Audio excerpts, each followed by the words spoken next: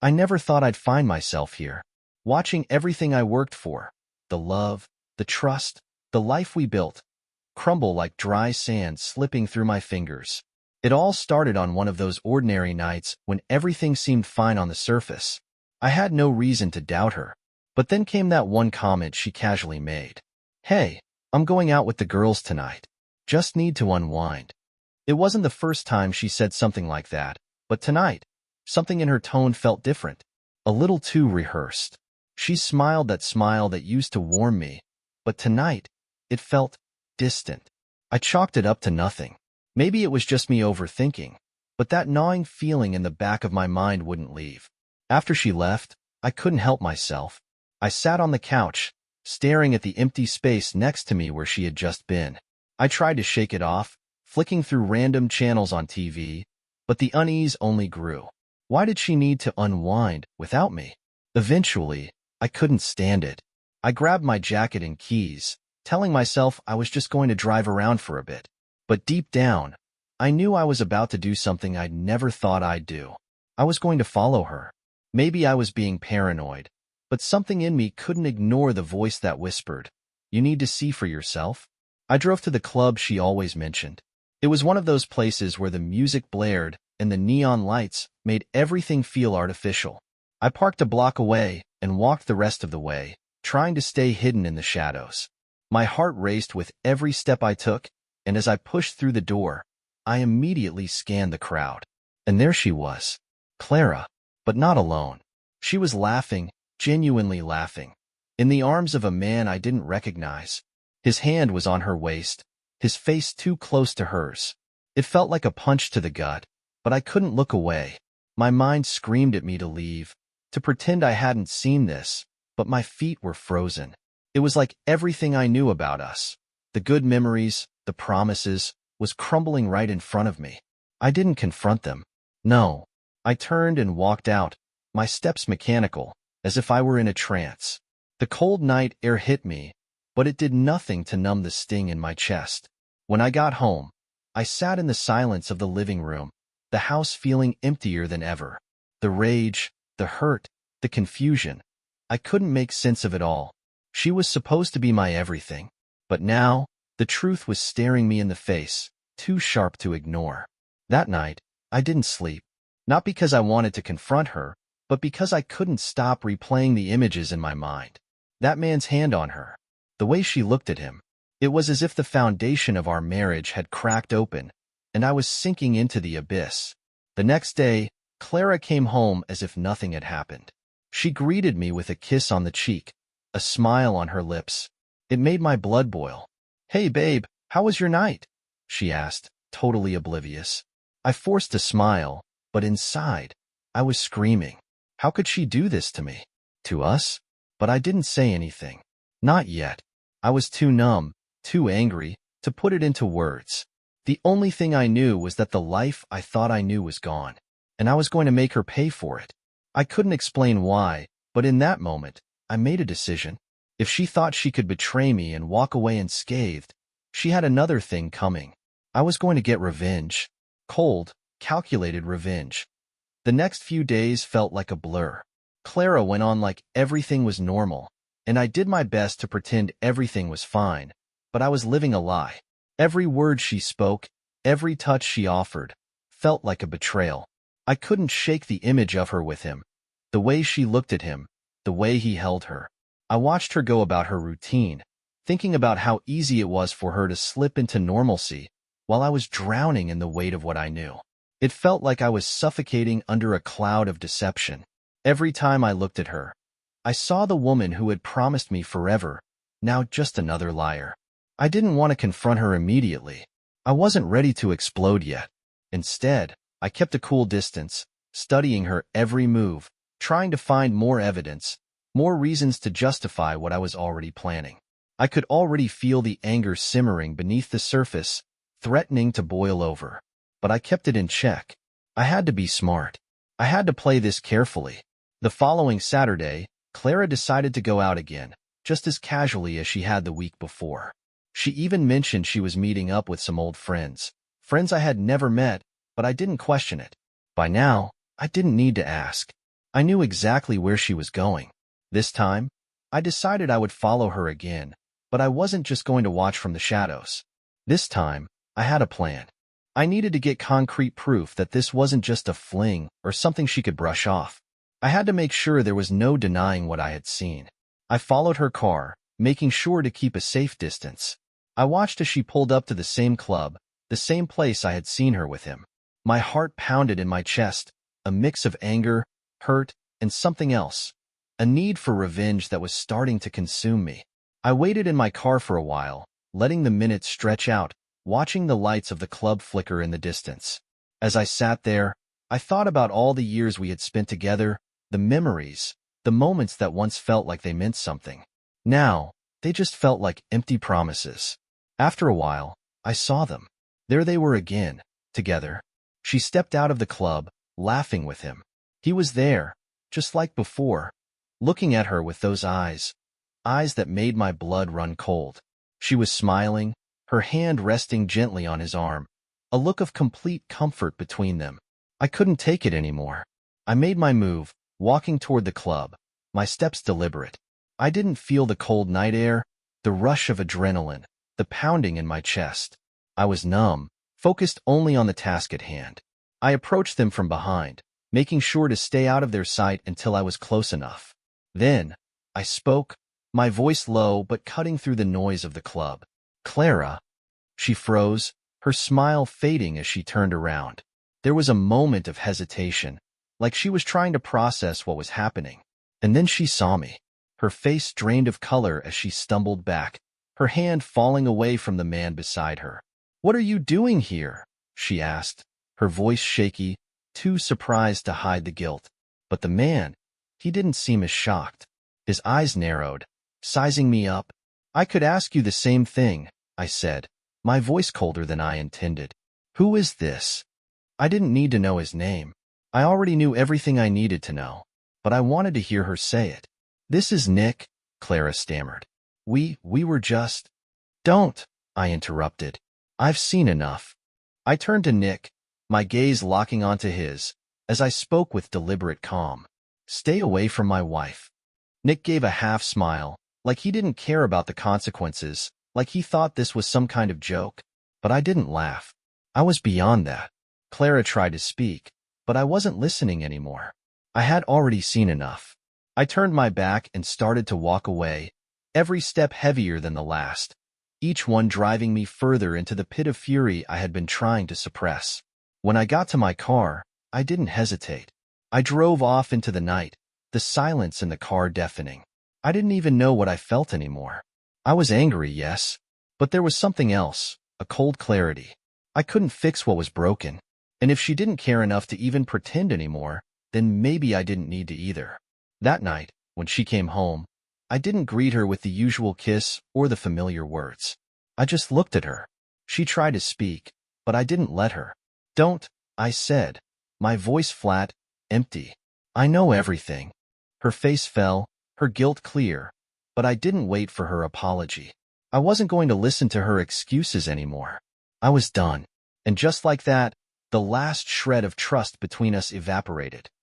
The days that followed were a strange blur, like I was moving through a fog that I couldn't quite escape. Clara stayed silent for the most part, unsure of what to say to me, and honestly, I wasn't sure if I wanted to hear it. What could she possibly say that would make this right? I kept replaying the scene in my mind, seeing her with him, the way she laughed, the way her eyes lit up when he touched her. It didn't matter what she said. The damage was done. I had been living in a lie for months, maybe longer. And the worst part? She hadn't even tried to hide it from me. She thought I wouldn't find out, or maybe she just didn't care anymore. By now, I knew the truth wasn't something I could ignore. Clara had crossed a line, and as much as it hurt to admit it, I knew I wasn't going to just sit back and let her tear apart everything we'd built. That night, I couldn't sleep. I lay in bed, staring at the ceiling, feeling the distance between us growing with every second that ticked by. Clara was in the bed next to me, her back to me, pretending everything was fine. But I couldn't pretend. Not anymore. I needed to get out. I needed to breathe. I grabbed my phone and sent a quick message to a friend, someone who had no idea what was going on. I needed someone to talk to, someone who could listen without judgment. I needed to vent, to unload the anger, the hurt, the confusion that was eating me up inside. It was my old buddy, Rick. I hadn't seen him in months, but he was a good guy, one of the few who had always been there for me. He responded almost immediately, asking if I was okay. I told him I wasn't. He said he'd meet me at the bar in half an hour. I didn't even think about it. I just grabbed my jacket, slipped out the front door, and drove to the bar without a second glance back. When I walked in, Rick was already sitting at a booth, nursing a beer. He raised his eyebrows when he saw me. "What's going on, man?" he asked, his voice low but filled with concern. "You look like you're about to snap." I slid into the booth across from him, grateful for his presence. I didn't know how to start, so I just let the words spill out all at once. "Clara's cheating on me, Rick," I said, my voice flat. "I saw her with him. I've been watching her lie to me for months, and I didn't see it until now. It's like, I don't even know who she is anymore." Rick's eyes widened, his mouth opening as if he wanted to say something, but no words came. Instead, he just nodded, letting me continue. "I've been so damn blind. I don't know how I didn't see it. She's been out with her friends, always unwinding, and I let her get away with it. But now, I see it. I know she's been seeing him, and I've been a fool. The worst part is, she didn't even care to hide it." Rick was quiet for a moment, taking a long sip of his beer before speaking. "Man, I'm sorry you're going through this. But listen," he said, setting his drink down. "You're not a fool. You just trusted her. There's nothing wrong with that. The problem isn't you. It's her. And she's the one who's going to have to live with the consequences." The words hit me harder than I expected. For the first time in days, I felt something like clarity. I wasn't the problem. I wasn't the one who had shattered everything. She was. But that didn't change the way I felt. The rage, the betrayal. It was still there, boiling just below the surface. I wanted to confront her. I wanted to make her feel the way I did, to show her that I wouldn't let her get away with this. But I didn't want to be impulsive. I needed to be smart. I needed to make her understand that what she had done wasn't just a mistake. It was a choice. A choice that I wasn't going to let slide. "I can't just let this go," I said, my voice growing more heated. "I want revenge. I need her to know what she did, to see how much she's hurt me. But I don't know what to do, Rick. I don't know where to start."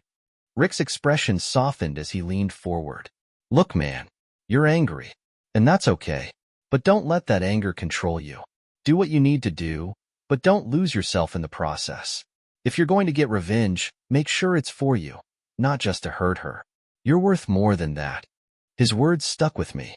For the first time in a while, I started to realize that this wasn't about making her feel the same pain I was feeling.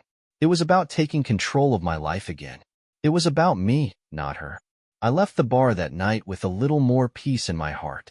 I still didn't know what the next step would be, but I knew one thing for sure. I wasn't going to let her destroy me. Not anymore. When I got home, Clara was still asleep, her breathing steady and shallow. For a moment, I stood there, looking at her, wondering what had gone wrong. And then, without a word, I turned off the light and walked out of the room. It was time to start planning my next move. But this time, I wouldn't be the one who was hurt. I would make sure of that. The next few days felt like I was living in some sort of limbo. Clara went on like everything was fine, treating me with the same fake affection she had for the last several months. I couldn't look at her without feeling disgusted, but I kept my cool. I wasn't ready to confront her just yet. I needed to make sure everything was in place before I took the next step. Rick's words echoed in my mind. Do it for you, not to hurt her. That stuck with me. But still, there was something deep inside me that craved payback. Wanted her to feel the weight of what she'd done to me. She didn't just cheat on me. She betrayed everything I believed in. The trust, the promises, the years we spent building a life together. I couldn't let her walk away from this scot-free. I spent that week getting things together. I wasn't looking for anything extreme, no grand gestures. No, I was focused on something quieter, something that would hit her in ways she couldn't ignore. And, most importantly, I had to be cold, calculating. I started by gathering information. Small things, things she wouldn't notice. Clara had always been somewhat careless with her phone, leaving it unlocked when she was distracted. The texts were damning, but what truly struck me was the calendar invite she had scheduled with him, Nick. A weekend getaway, just the two of them. I didn't even need to open the attachment to know exactly what it was. But I did. And the confirmation of what I already knew twisted the knife deeper. The weekend plans they'd made were set for the upcoming Friday, and I knew this was my window. If I played my cards right, this could be the final blow to her illusion of control over me. I wasn't just going to let her sneak away like nothing was wrong. I wasn't going to give her that power. On Thursday night, as Clara started packing for her trip, I pretended to be none the wiser. She was as bubbly as usual, packing with that same careless energy, like she didn't have a care in the world. The smile she flashed my way was almost too convincing, too rehearsed. I didn't return it. Instead, I focused on the plan I had been quietly setting into motion. Around 10 p.m., after she had gone to bed, I quietly slipped out. I needed to make sure Nick knew exactly who he was messing with. It wasn't enough to leave a simple note or confrontation. No, this was about making it clear that I was done with being the passive fool in this equation. I went to his apartment. His address had been easy to find, hidden under layers of texts between Clara and him. When I knocked, it wasn't with fury. It was with cold precision. The man who opened the door looked like he was expecting a casual evening. But when he saw me standing there, a brief flicker of fear passed through his eyes. "Who the hell are you?" he asked, his voice cautious but still dripping with arrogance. "Someone who's about to ruin your life," I said simply. "I'm her husband, and I know what's been going on." His eyes darted to the door, and for a second, I thought he might try to escape, but he didn't. I wasn't here to fight him, though I could feel the rage bubbling under the surface. I had one goal, to make him see that what he'd done had consequences, and it wasn't just about him getting away with it. "You're not the first guy to think they could just walk in and take what's mine," I continued. "And you're certainly not going to be the last. But I want you to understand something." I leaned in slightly, my tone ice cold. "You don't get to destroy everything I've built and walk away like it's no big deal. You're going to regret this, Nick. And I'll make sure she knows exactly what you did to me." I turned to leave, but just before I walked out the door, I paused and looked over my shoulder. "Don't think this is over. You've made the biggest mistake of your life. Both of you." As I walked away, there was a twisted satisfaction in the finality of it all. I didn't need to resort to violence, to make a scene. No, the revenge was in the message, in the power I had reclaimed. It wasn't just about hurting them. It was about showing them that I wasn't the fool they thought I was. I got back home before Clara woke up. She didn't notice anything out of place. She was too lost in her own little world, probably imagining the weekend getaway she was about to have with her new lover. The next morning, I pretended to be normal, like I had no idea what she was up to. Clara seemed even more distracted than usual, excited about the trip. She kissed me on the cheek before she left, as if nothing had changed. But I knew what she had done, and what I had done in return. As the hours ticked by, I felt the weight of what had happened. It wasn't just about the betrayal anymore. It was about how I had reclaimed my dignity. How, in one fell swoop, I had reminded both of them that there were consequences to their actions. By the time the weekend rolled around, I was ready for the next step. I wasn't done. Not by a long shot. But that was something I would deal with later. For now, I had taken control, and it felt damn good. It didn't take long for the cracks in Clara's facade to begin showing. As much as she tried to keep everything normal, I could feel the tension between us growing. She was on edge, nervous, like she was waiting for the other shoe to drop, and I was more than willing to let her wait. I didn't have to do much. She kept texting him while I was around, trying to be subtle, but the little things, how her fingers lingered over her phone, how she tried to hide the screen from me, told me everything I needed to know. And I couldn't help but watch as her nervousness grew. By the time Friday came, she was practically bouncing with excitement. Her bags were packed, her smile wide. She kissed me goodbye, as if nothing had changed, as if she wasn't leaving for the weekend with the man she had been cheating on me with. I could feel her eyes on me, almost pleading, like she wanted me to react. But I didn't. I just gave her a curt nod, and watched her walk out the door. And then I waited. For the next 24 hours, I stayed in control, watching as the world outside spun on, blissfully unaware of the storm brewing beneath the surface. It wasn't until Saturday afternoon that I got the call. It was Rick. I could tell from his tone that something was off. "Hey man," he said, his voice a little more serious than usual. "You need to check this out. Clara. She's at that motel on Pine Street. With Nick." My heart dropped, and everything else went still. The silence was deafening. "You sure?" I asked, my voice sounding hoarse even to me. "Yeah," he said. "I saw her car in the parking lot. And I swear to God, I saw her through the window. She's there with him." I didn't know what to say. What could I say? The betrayal, the anger, the hurt. It all came crashing down on me in a wave. But there was something else too. Something colder, something more deliberate. I wasn't going to let her walk away from this. Not without consequences. I didn't waste time. I grabbed my jacket, slammed the door behind me, and got into my car. My hands were steady as I drove. No more second-guessing. This was it. This was the moment when everything changed. When I pulled into the parking lot of the motel, my stomach twisted with a feeling I couldn't name. I parked a little farther from her car, hidden enough so she wouldn't notice me right away. I sat there for a moment, watching the entrance to her room, feeling the weight of what I was about to do. This wasn't about anger anymore. This was about making her understand the cost of betrayal. About showing her that she couldn't just toss everything we had aside and walk away. I waited until the sun dipped lower, casting shadows across the parking lot. Then, I moved. I walked silently toward her room, making sure to stay out of sight. My heart beat loudly in my chest, but I didn't hesitate. As I approached, I could hear the muffled sounds of voices inside the room. Clara's laugh, the low murmur of Nick's voice.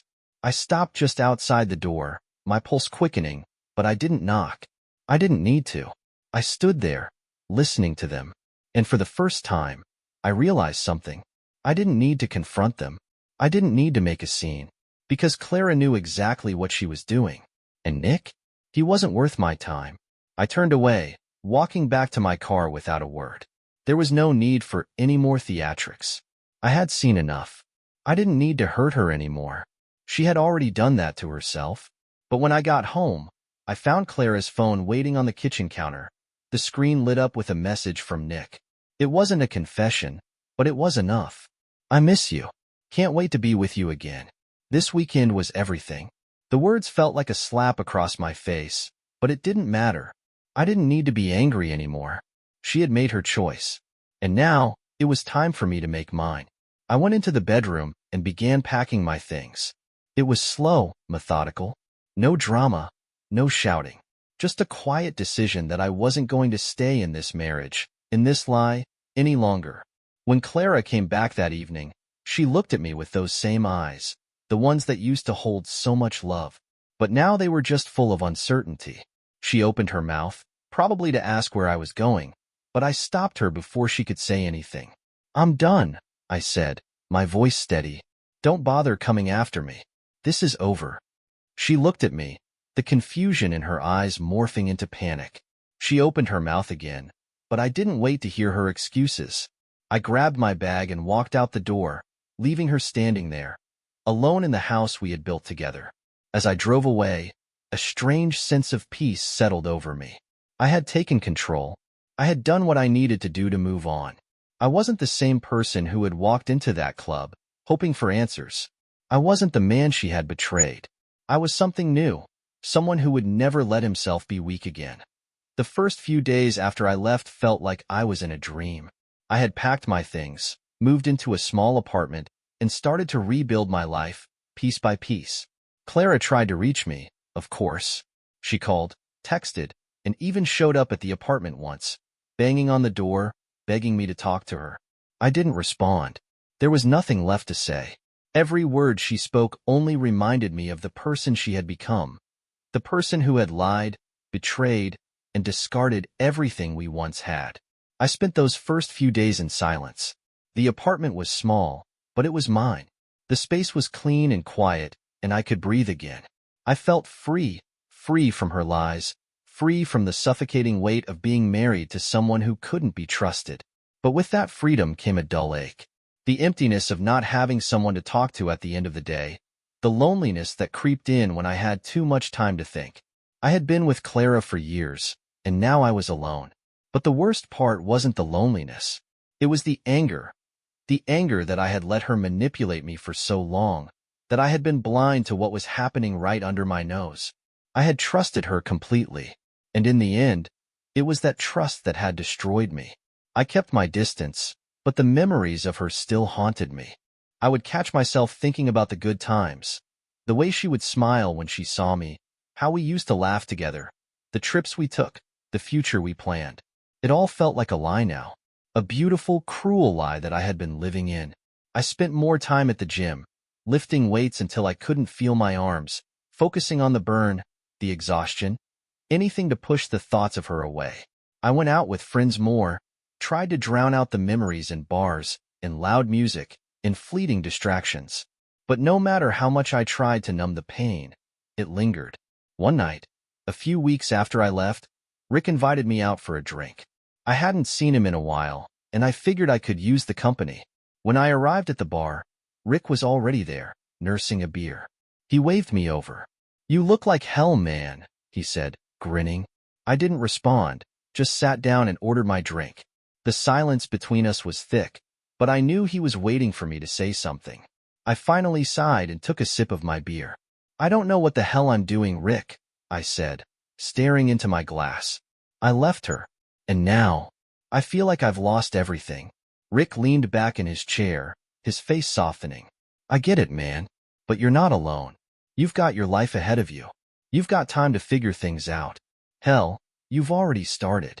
I didn't feel like I had started anything. I was just drifting through the days, feeling like a stranger in my own life. But hearing Rick say those words, it was like a small light in a very dark place. "Do you think I did the right thing?" I asked him, my voice barely above a whisper. Rick looked at me seriously, his eyes meeting mine. "You had to do what was best for you. She made her choice, man. And now you're making yours.